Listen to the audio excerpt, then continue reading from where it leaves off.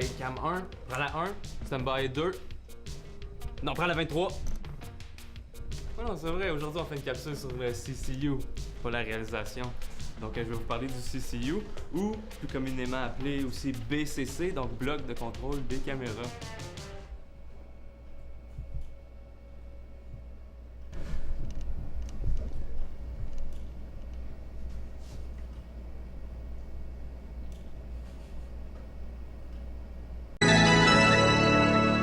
My next guess is...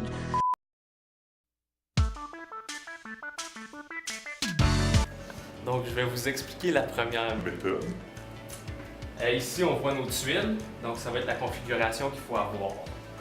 Première configuration, Waveform SDI Composite. Flat Luma. Deuxième, Waveform YRGB. Ici on va avoir le Vector Scope. Pour la couleur. Puis ici ça va être donc notre image.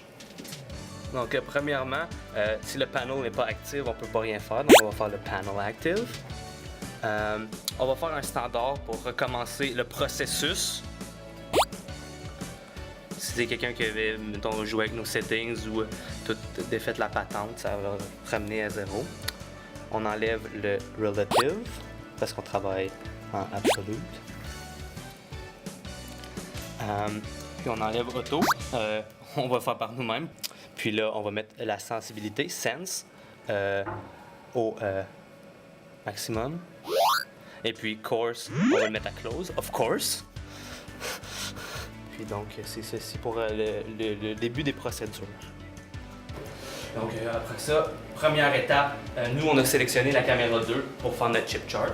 Donc première étape, donc ici on a la caméra 2 qui était déjà là. Je sais pas pourquoi j'ai fait ça. On va aller sélectionner notre waveform ici, qu'on veut mettre en plus gros.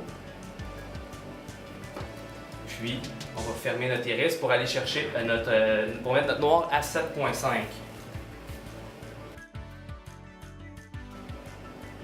va mettre sur 7.5 et après on va ouvrir notre iris jusqu'à 100.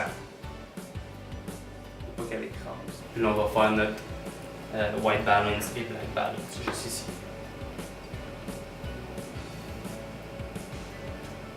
Puis là on va faire le black.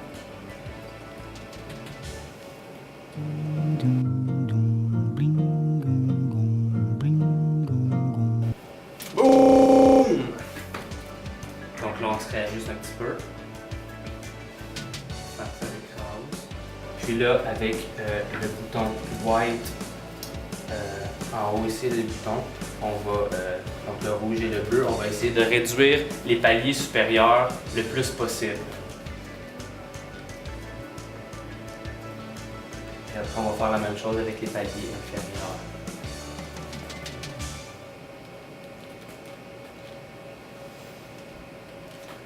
Puis après, bien, la dernière étape qui nous resterait, ce serait de faire le skin tone sur nos acteurs en mettant 2 caméras, en faisant un wipe pour avoir le front, puis essayer de matcher la couleur de la peau. L'autre, c'est africain, je pense. Donc, pour ajuster le skin tone, en fait, pour mettre la bonne intensité au niveau de la couleur de peau, pour la race blanche ou Caucasian, on va le mettre à 68 IRE. Et pour Shimba et Brutus, on va le mettre à environ 50 IRE. Donc, c'était la première méthode pour vous. Donc, pour la deuxième méthode, c'est très semblable, mais au lieu de se mettre en SDI Composite, ici pour les waveforms, on va se mettre en YRGB. Donc là, ça va changer ce ne sera plus des IRE, ça va être des millivolts. Le blanc va être à 700 millivolts et le 0 va être placé, le black va être placé à 0. Puis donc, pour les couleurs de peau, au lieu d'être 68 IRE pour des races Caucasian, ça va être 485. Et pour les races noires, ça va être 350 millivolts. Donc, vous pouvez jouer avec le red, blue et green du white pour que tous les paliers du haut soient à 700 millivolts. Un autre élément vraiment important, ça va être d'enlever toutes les couleurs dans le studio, tout éclairage de couleurs dans le studio pour pour pas éliminer la chrominance quand on va faire notre ajustement au CTU. Comme ça, de cette façon-là, dans le studio, ça n'éliminera pas les couleurs qui sont là, comme par exemple les images 45 affichées dans le studio. Donc ça n'éliminera pas ça.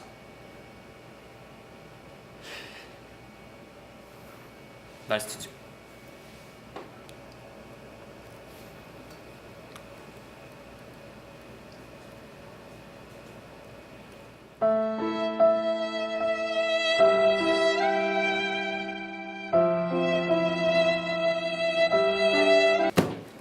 Bon, bien, c'est la fin.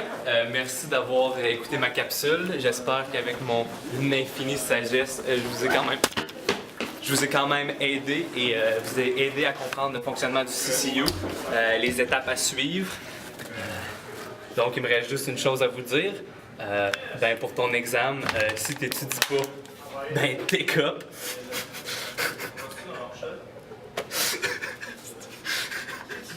Take up, tu sais, comme écopé.